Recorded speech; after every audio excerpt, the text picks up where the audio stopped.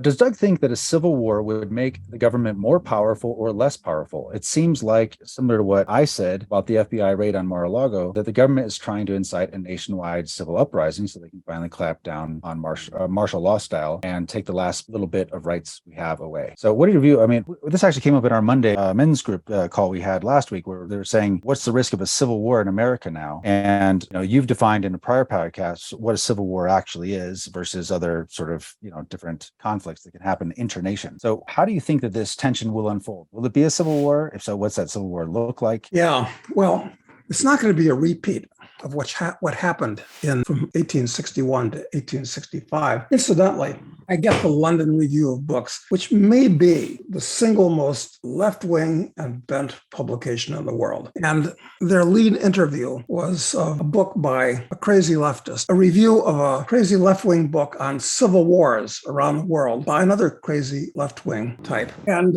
interesting discussion. I like to know what's going on in the mind of the enemy, because I actually do consider these people the enemy. But can we have a civil war in the U.S.? I think it's unlikely, because the central government, first of all, there's nothing that geographically really unites any parts of the country. You could say, well, maybe Idaho will secede. Well, yeah, maybe, but there's going to be plenty of people in Idaho that aren't going to want. It's not like the South, which were pretty united. I mean, even the American Revolution in 1776, they've done a lot of research on this, and it seems that only 1/3 of the people actually wanted to break away from Britain, and 1/3 were neutral, and 1/3 were still loyalists to the crown. And it was actually, as much as a war of revolution against the British, it was a civil war between Americans that was going on in 1776 to 83. So what's it going to look like this time? Well, as we've talked about in the past, peasant revolts almost never work.